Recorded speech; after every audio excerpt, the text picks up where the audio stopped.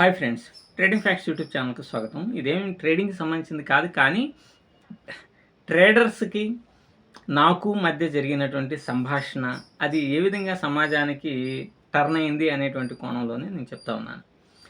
ఇదంతా ఈ matter ఉద్భవించిందంతా traders వల్లనే, స్టాక్ మార్కెట్ ట్రేడర్స్ వల్లనే. సహజంగానే మనం కొంతమంది ఫేక్ ట్రేడర్స్ మీద మనం ఫైట్ చేస్తూ ఉన్నాం. ఈ కోణంలో ఒక భారీగా మోసాలు చేసేటువంటి ఒక వ్యక్తి మీద మనం వీడియోస్ చేస్తున్నప్పుడు, మీరు బాగా చేస్తున్నారు సార్, ఇట్లానే కంటిన్యూ అవ్వండి అని చెప్పేసి చాలామంది మనల్ని కన్సల్ట్ అవుతుంటారు. అట్లాగే సతీష్ అనేటువంటి వ్యక్తి కూడా మనల్ని కలవడం, అదే ఫోన్ ద్వారా కాంటాక్ట్ అవ్వటం, బాగా మోరల్ సపోర్ట్ చాలా అంటే చాలా బాగా ఇచ్చాడు. నిజంగా నేను కూడా చాలా అప్రిషియేట్ అయ్యాను. నిజంగా చాలా ప్రతిసారి ప్రతి గంటకి 2 గంటలకు ఒకసారి కూడా ఫోన్ చేసి అది ఇది అని ఇట్లా చెప్పేవాడు. ఆయన సజెషన్స్ ఆయన ఏదో, మన పని మనం చేసుకున్నాను. సరేలే, మోరల్ సపోర్ట్ ఇస్తున్నారని నేను కూడా చాలా బాగా రెస్పెక్ట్ అనేటువంటిది ఇచ్చేవాడిని అనమాట. మేము మాట్లాడుకునేటువంటి కోణంలో ఈ ఒక ఇమాజినేషన్ క్యారెక్టర్ అనేటువంటిది ఉంది కదా, కింగ్ అనేటువంటిది, వాడికి అసలు మానవత్వమే లేదు అనే కోణంలో నేను అన్నాను. ఈ కారణంగానే అవును సార్, మానవత్వం లేదు, ఈ సమాజం అంతా ఎట్లా అవుతుంది అట్లా అవుతుంది అని చెప్పేసి ఆయన అన్నాడు. అన్న తర్వాత నాకు ఒకసారి ఫోన్ చేశాడు. ఫోన్ చేస్తే నేను కొంచెం బిజీగా ఉండటం వలన నేను ఫోన్ లిఫ్ట్ చేయలేదు. సరే, తర్వాత సిగ్నల్స్ కూడా సరిగ్గా అందలా. లిఫ్ట్ చేశాను, మాట్లాడిన సిగ్నల్స్ అందలా. ఆయన ఏంటంటే నాకు మెసేజ్ చేస్తున్నాడు అనమాట. ఈ మానవత్వం అనేటువంటిది ఇది అది ఇక్కడ ఈ కంచె ఐలేయ గారు రాసినటువంటి పుస్తకాలని, కదిరి కృష్ణ గారు, వీళ్ళందరూ కూడా చాలా మంచిదండి అది ఇది అని చెప్పాడు. చెప్పగానే సరే సార్, ఓకే అన్న. తర్వాత బాబు గోగినేని గురించి చెప్పాడు. బాబు గోగినేని మీద మీ అభిప్రాయం ఏంది అన్నాడు. Okay, he's good human being, కాకపోతే కొన్ని విషయాల్లో నాకు ఆయనకి డిఫర్ అనేటువంటిది ఉంది అని చెప్పేసి చెప్పడం జరిగింది. ఏం డిఫర్ ఏంటి అది ఒకటి అది ఇది అని చెప్పేసి కులాలని మతాలని తీసుకొచ్చి మెసేజెస్, నా దగ్గర మొత్తం మెసేజెస్ ఉన్నాయి వాట్సాప్లో అతను చేసిన మెసేజెస్. ఇన్ని అంటే నేను ఆశ్చర్యపోయాయి. ఇతనేంది కులాలు మతాల గురించి మాట్లాడుతూ ఉన్నాడు. సరే, నేను చెప్పాను ఆయనకి, మిస్టర్ సతీష్, ఇది చాలా పెద్ద సబ్జెక్టు, కాబట్టి ఇది మనం దాన్ని డిబేట్ చేయలేము అని చెప్పా. సరే, ఎప్పుడన్నా మనం ఒకసారి మాట్లాడదాము అని అంటే, ఆల్రెడీ నేను ఈ విషయాల్లో ఒక క్లాన్ అండ్ రిలీజియన్ వాటి మీద ఒక 2 డిబేట్స్లో కూడా నేను పార్టిసిపేషన్ అనేటువంటిది చేశాను.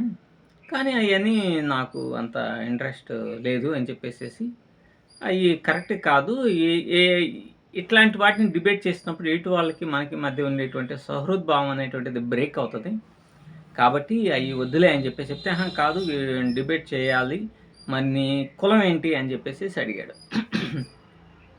ఇదేంది కులం అడుగుతున్నాడు అంటే, వాడి నేరో మైండ్ సెట్ మనకు అర్థమైపోతూ ఉంటుంది.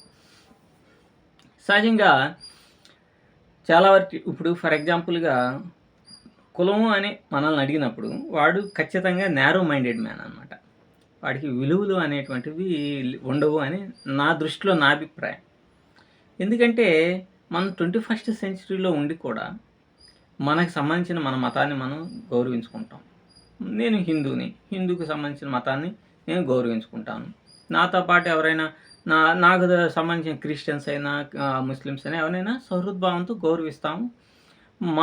నా ఆచారాలని, నా హిందూ మతానికి సంబంధించినటువంటి ఆచారాలని, వ్యవహారాలని పక్కాగా మన పద్ధతిలో మనం ఫాలో అయిపోతూ ఉంటాం. కాబట్టి ఇక్కడ నేను మానవత్వానికి సంబంధించినటువంటి వ్యక్తిని, మానవతావాదంతోనే నేను చూస్తాను. ఎందుకంటే మీరు చూడండి, నేను ఎక్కువగా లియో టాల్స్టాయ్ బుక్స్ చదివాను.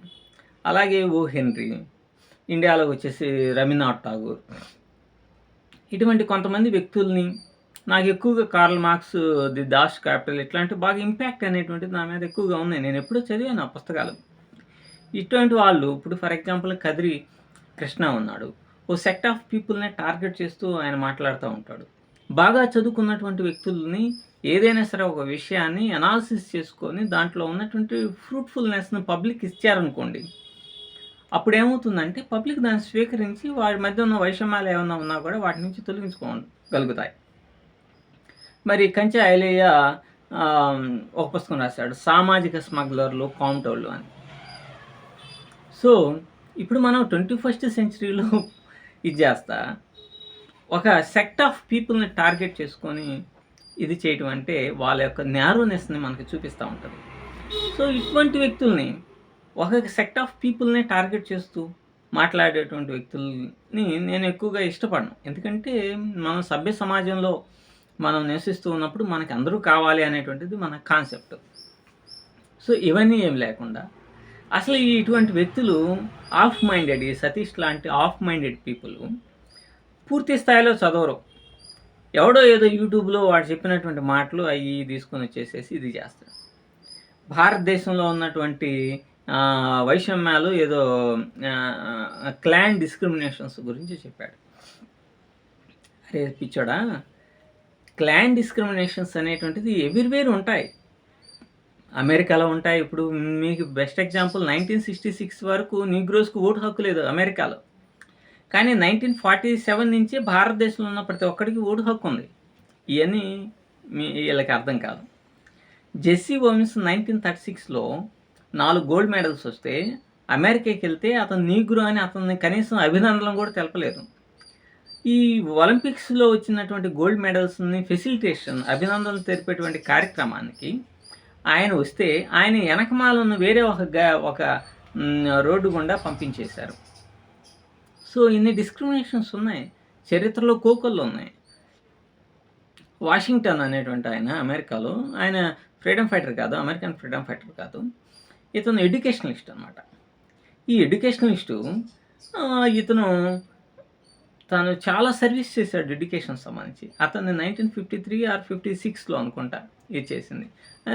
ఈడు ఈ కాబట్టి డిస్క్రిమినేషన్స్ ఉంటాయండి అని అంటే, నువ్వు మనువాదాన్ని ఫాలో అవుతున్నావు, నువ్వు మనువాద ముసుగు కప్పుకున్న మూర్ఖుడివి, మనువాదం అసలు ఈడు మనువాదాన్ని చదివాడా? ఈ మొండ మనువాదాన్ని చదివిందా? ఏదైనా సరే డిఫరెంట్ ఐడియాలజీస్ అనేటువంటి ఉంటాయి. ఇప్పుడు అంబేద్కర్ ఉన్నాడు. అంబేద్కర్ మహామేధావి. భారతదేశమే కాదు ప్రపంచం మొత్తం యాక్సెప్ట్ చేస్తుంది. అటువంటి వాడి మీద Arun Shouri the worshipping with false God's అనే పుస్తకం రాశాడు. ఆ పుస్తకం మొత్తం నేను చదివా. వర్షిపింగ్ విత్ ఫాల్స్ గాడ్స్ అనే పుస్తకం రాశాడు. ఒరే సతీష ఈను మరి ఈ అంత పుస్తకాలు రాసి ఇతని మీద వ్యతిరేకంగా ఎందుకు ఆయన రాశాడు అంటే, సమాజంలో ఉన్నప్పుడు భిన్నమైనటువంటి అభిప్రాయాలు ఉండటం అనేటువంటిది సహజం. అంతేగాని ఒకడి మీద ముద్ర వేసేసేసి ఒకటి ఇది చేసేసి చేయడం కరెక్ట్ కాదు. వీడు ఏం చేశాడంటే, ఈ సతీష్ గాడు 23 నిమిషాలు మాట్లాడాడు నాతో. నేను ఆయన చెప్పింది అన్నీ మొత్తం వింటానే ఉన్నా. నేను అసలు ఎక్కడ ఏం మాట్లాడలేదు. ఎందుకంటే ఈ clan and casteism and religion గురించి కనుక డిబేట్ చేస్తే నిజంగా ఎదుటి వాళ్ళకి మనకి మధ్య అసలు డిఫరెన్సెస్ అనేవి చేస్తాయి. అసలు ఇక వాళ్ళు పలుకోరు కూడా. అందుకని ఆ సంగతి నాకు తెలుసు. అందుకనే నేను ఎక్కడ 23 నిమిషాలు మాట్లాడినా నేను అసలు ఏం మాట్లాడాల. ఈ 23 నిమిషాల్లో హిందువుల మీద ఇతను పచ్చి అభండాలు మాట్లాడాడనమాట. ఎలా పడితే అలా మాట్లాడాడు. అయినా కూడా నేను ఓపికతో అసలు ఏం మాట్లాడలా. సరే సతీషు, నేను చెప్పేది ఒకసారి నువ్వు వింటావా అని అంటే, నువ్వు ఇంకా చెప్పేది ఏంది అని చెప్పేసి ఫోన్ కట్ చేసి నా నెంబర్ని బ్లాక్ చేశాడు. మరి ఆడి 23 నిమిషాలు నువ్వు మాట్లాడావు కదా వాడు. ఎరా సతీష, నువ్వు చదువుకున్నటువంటి మూర్ఖుడివి నువ్వు. ఎట్లా పడితే అట్లా కామెంట్స్ చేయటం కాదు, ఎలా పడితే అలా మాట్లాడటం కాదు. మరి నేను మాట్లాడేది కనీసం 3 నిమిషాలని వినాలి కదా.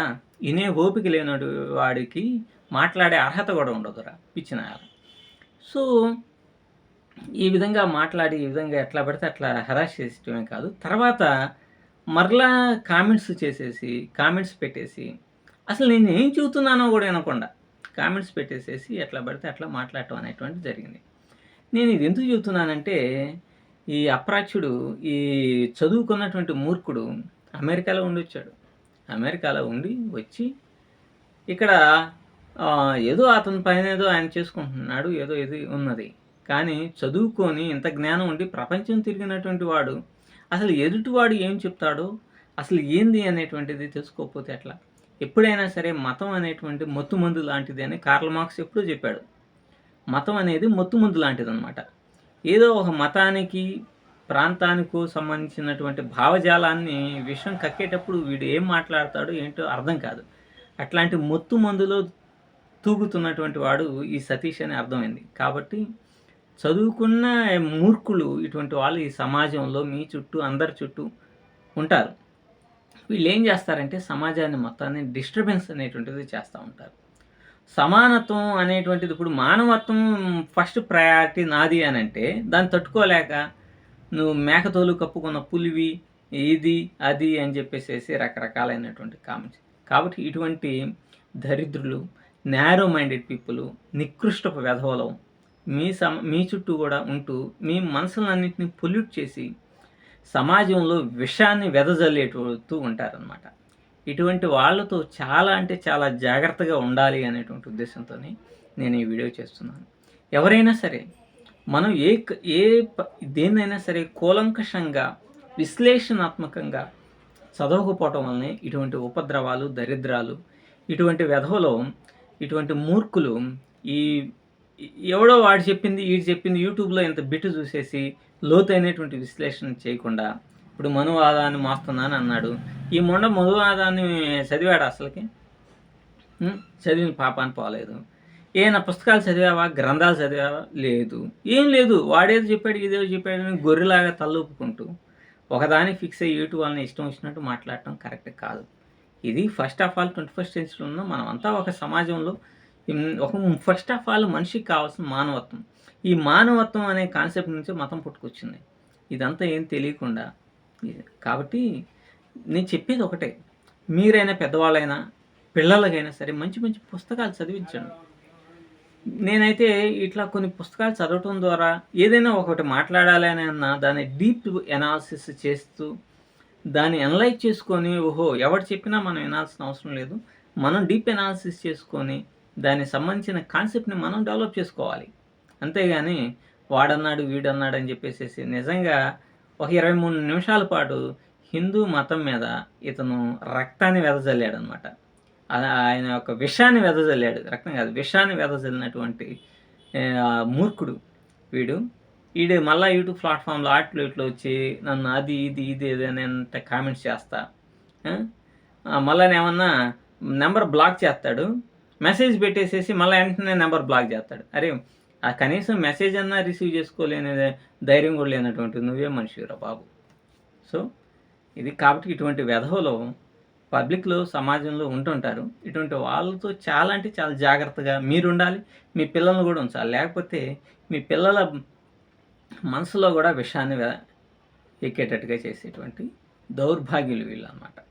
Thank you very much.